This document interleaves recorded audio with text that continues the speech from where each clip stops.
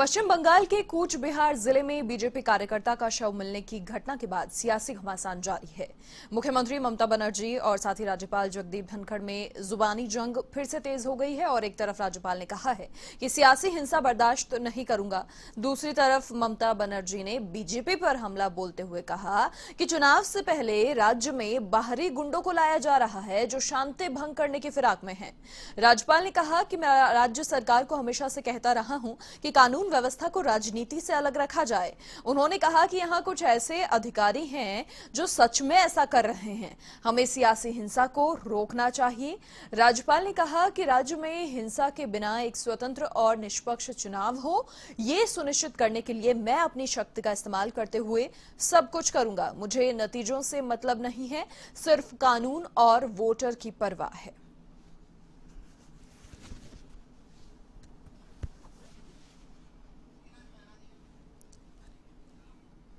अधिक जानकारी के लिए वरिष्ठ संवाददाता नीरज मेहरा जी फोन लाइन पर हमारे साथ फिलहाल जुड़ चुके हैं। नीरज जी, देखिए, चुनावी सरगर्मी के बीच एक बार फिर से ये सियासी घमासान जारी है। राज्यपाल और साथ ही ममता बनर्जी के बीच जुबानी जंग भी तेज हो गई है, क्या कुछ कहना आपका? देखिए, पश्चिम बंगाल की कूच बिहार में बीजेपी कार्यकर्ता का जो शव मिला है और जिस तरह की वहां पर आशंका जताई जा रही है कि चुनाव से पूर्व इस तरह का माहौल वहां पर बनता हुआ नजर आ रहा है, सांप्रदायिक हिंसा की भी संभावना है। ऐसे में राज्यपाल जगदीप, वहां के मुख्यमंत्री है ममता बनर्जी के बीच जुबानी जंग तेज हो गई है।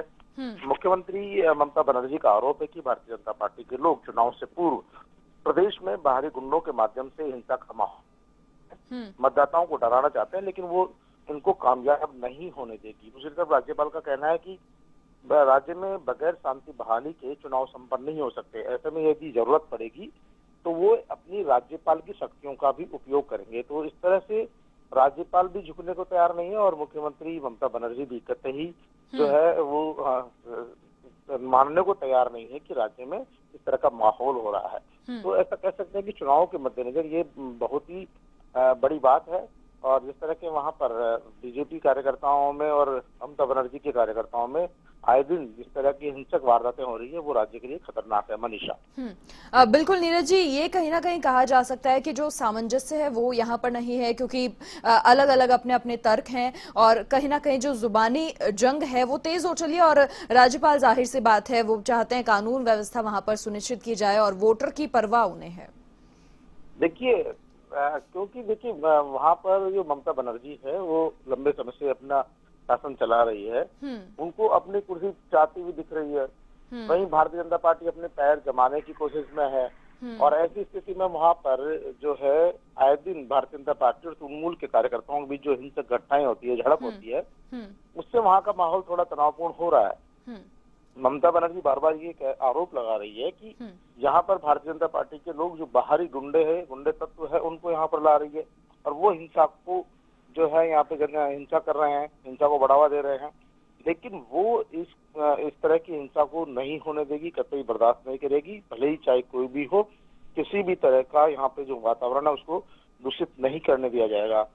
दूसरी तरफ जो है राज्यपाल जगदीप धनखड़, उनका ये कहना है कि राज्य सरकार जो है त्वरित कार्रवाई नहीं कर रही है और भारतीय जनता पार्टी के कार्यकर्ताओं के साथ मारपीट हो रही है, आए दिन उनको जिंदा जलाया जा रहा है। तो कहीं ना कहीं राज्य सरकार इस तरह से राज्य सरकार और राज्यपाल के बीच में ये सीधी सी लड़ाई एक तरह शुरू हुई है। देखना ही है, क्योंकि इससे पहले भी लगातार पहले दिन से ही दोनों के बीच में मनमुटाव चल रहा है। ऐसी स्थिति में चाहिए कि जो संवैधानिक मर्यादा है उसका ख्याल रखा जाए और उसकी पालना की जाए। मनीषा, बहुत शुक्रिया नीरज जी तमाम जानकारी साझा करने के लिए आपका। तो राज्यपाल और ममता बनर्जी के बीच में यहाँ जुबानी जंग जारी है और साथ ही उनका कहना है कि बंगाल में बाहरी गुंडे आए हैं, लेकिन राज्यपाल क्योंकि कानून व्यवस्था सुनिश्चित वहां पर चाहते हैं।